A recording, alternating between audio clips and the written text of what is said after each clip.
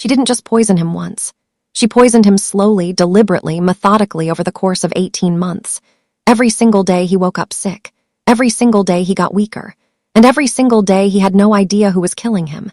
But here is the crazy part. She didn't poison him to steal his money. She didn't poison him to inherit his house. She poisoned him because he destroyed her sister.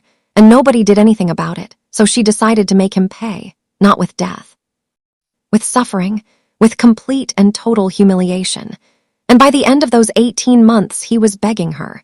Literally begging her on his knees to forgive him for things he had done years ago. This is a story of revenge that went way too far, but also a story where you will absolutely understand why she did it. His name was Michael, and he was a successful investment banker who made millions of dollars every year.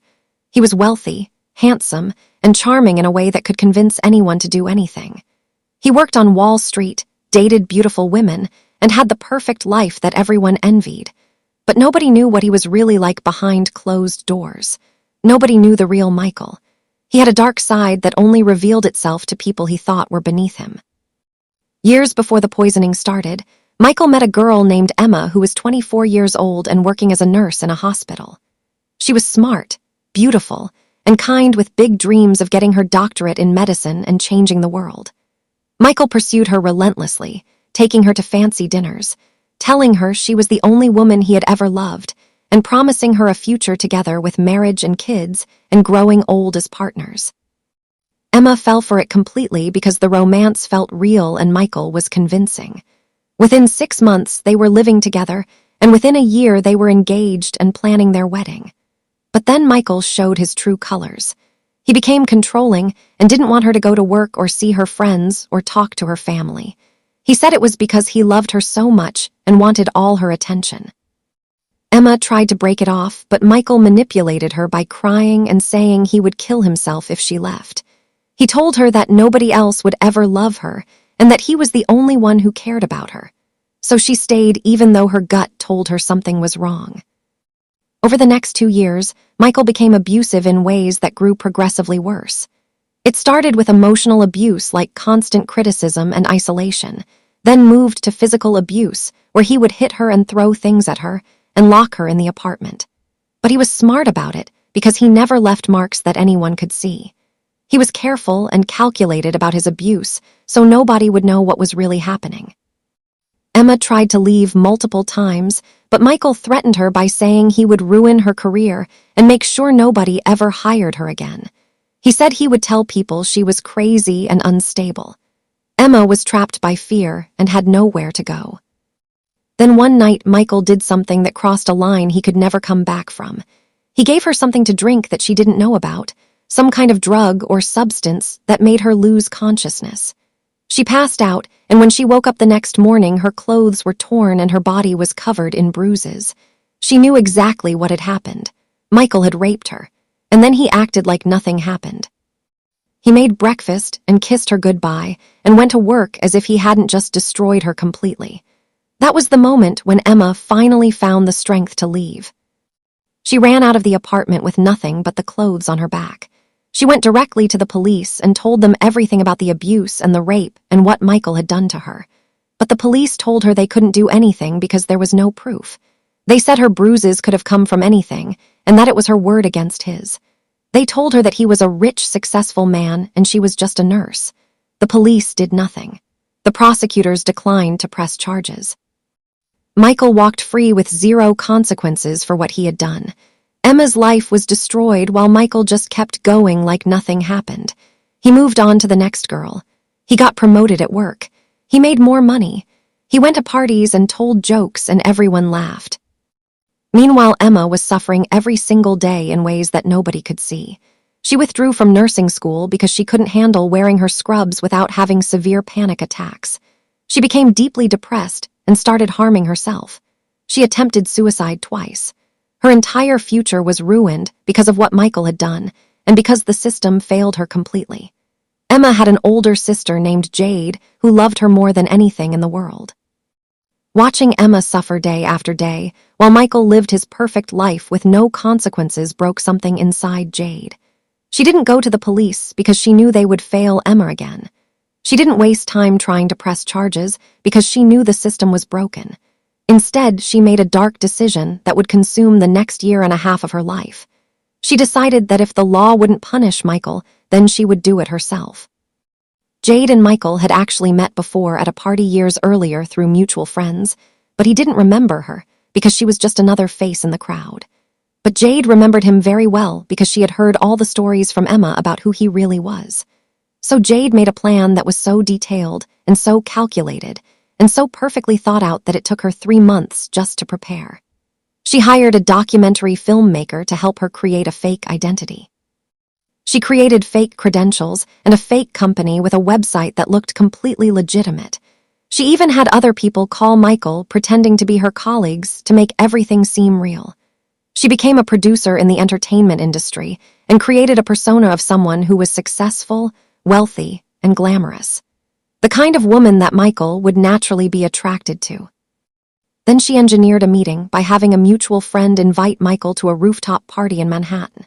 Jade was there looking absolutely beautiful, and she made sure to catch his eye. She was smart and funny and seemed completely fascinated by him and his stories. Michael fell for it immediately and gave her his number that night. She texted him the next day and they went on a date. Then another date. Then another date. Michael thought he had found his perfect girl and was completely smitten. Within 3 weeks, he wanted her to move in with him, and Jade agreed to his proposal because that was exactly what her plan required. She moved into his apartment, which gave her complete access to everything in his life. She had access to his food and his drinks and his supplements and his bedroom and everything about his daily routine. And that is when the poisoning began. Jade had spent months researching poisons and studying their effects because she needed something very specific. She needed something that would make him sick but wouldn't show up on regular blood work. She needed something that would cause psychological damage on top of physical damage. She needed something that would slowly destroy him from the inside out. She found it in thallium, a heavy metal poison that is completely colorless and tasteless. When ingested in small doses over time, it causes nausea and fatigue and hair loss and muscle weakness and devastating neurological damage and complete psychological breakdown. It accumulates in the body over time and is incredibly hard to detect unless you know exactly what you are looking for. Most doctors don't know to test for it. Jade ordered it from overseas using cryptocurrency, and it arrived in unmarked packaging that she kept hidden in a vitamin bottle in the bathroom where nobody would ever think to look. Then every single day for 18 months, she poisoned him with meticulous care. She put it in his coffee in the morning, and in his lunch that she packed for him at work, and in his dinner every night, and in his water bottle, and in his protein shakes. She was careful to never add too much because she wanted him to suffer, not die. She wanted to destroy him slowly. The first month Michael felt fine, and nothing seemed to be happening. The second month he started getting severe headaches that made him uncomfortable. The third month he started losing his hair in handfuls, and people at work asked him if he was okay because he looked so sick and weak. Michael went to the doctor, and they ran every test they could think of, but everything came back normal.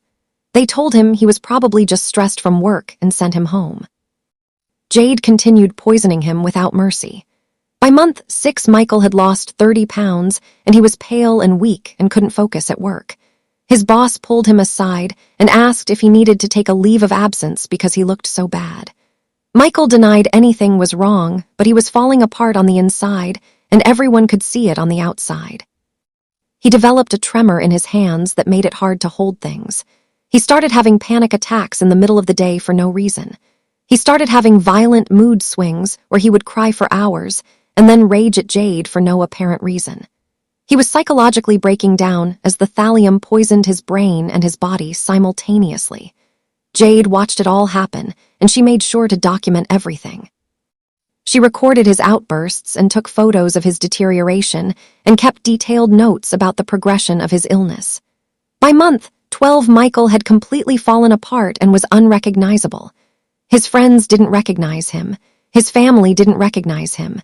He had become a hollow shell of a human being. At month 18, Jade decided it was finally time. Time to reveal herself. Time to tell him the truth. Time to let him know what she had done and why she had done it. They were in his apartment, just the two of them, and Michael was sitting on the couch looking like he was barely alive. He was literally skin and bones at this point and barely functional. Jade walked over to him and she told him everything.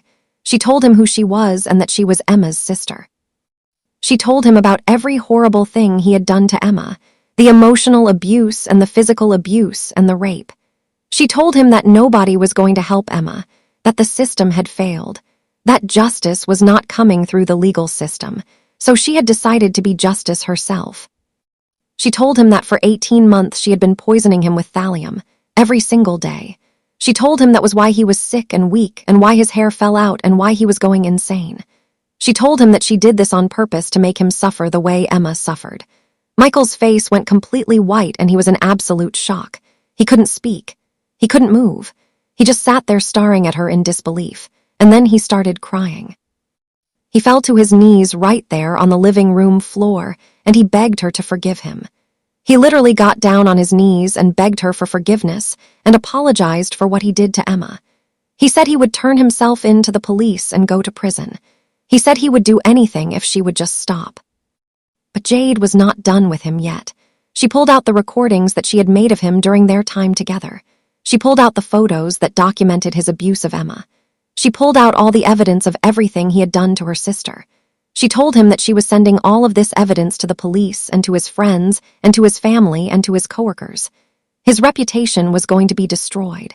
His career was over. His life, as he knew it, was completely over. She told him something that broke him completely. She told him that the poison was still in his system and would continue to damage his neurological function, and he would never fully recover from what she had done to him. He would spend the rest of his life dealing with the damage. Actually, no, she didn't do that.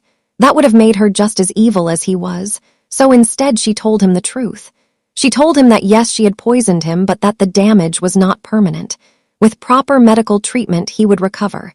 His health would come back. His body would return to normal function, but his reputation would never return. His life, as he knew it, was finished. Then she called an ambulance and told him he needed to go to the hospital because he had been poisoned and needed immediate treatment. The ambulance arrived and he was taken away.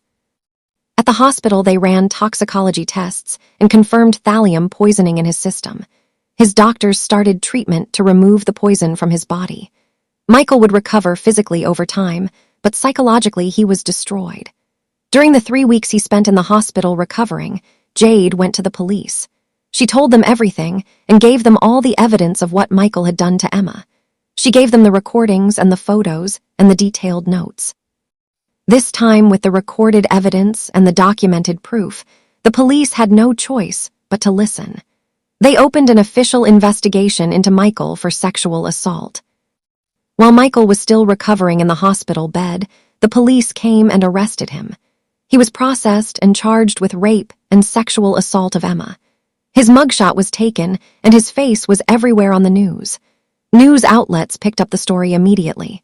Rich investment banker arrested for rape, successful Wall Street executive facing serious sexual assault charges. His picture was on every news channel and every newspaper and every website. His company fired him immediately. His friends abandoned him. His family disowned him. His reputation was completely and utterly destroyed. The trial lasted 6 months, and the evidence was absolutely overwhelming. Emma testified about everything he had done to her. The recordings were played in court for the jury to hear. The photos were shown to everyone. Michael's text messages were revealed to the public. Everything he had done to Emma was exposed in front of the entire world. The jury found him guilty in just 3 hours. 3 hours was all they needed to make their decision. The case was that clear-cut. Michael was sentenced to 12 years in prison for rape and sexual assault. Emma finally got the justice she deserved, not through the system initially when it failed her, but through her sister's dark revenge that forced the system to finally work. She was able to sit in that courtroom and watch Michael be convicted. She was able to watch him be taken away to prison. And finally, her nightmare was over. She could start healing. Jade was also arrested for poisoning Michael. She was charged with assault and faced up to 5 years in prison. But her lawyer argued that given the circumstances, given what Michael had done to Emma, the punishment should be reduced. The judge was sympathetic to her case and understood why she had done what she did. Jade was sentenced to 2 years in a minimum security prison, 2 years for poisoning someone who had raped her sister, 2 years for getting justice when the system wouldn't. Jade is currently serving her sentence in a minimum security prison facility. Emma visits her every single week without fail. Emma is back in nursing school now, pursuing her dream of becoming a doctor. She's reclaiming her life and her future that Michael tried to steal from her. Michael is in a maximum security prison serving his 12-year sentence. He is not popular among the other inmates. Other prisoners know what he did. They know he is a rapist. He has to keep his head down and stay quiet, or he will not survive his time inside.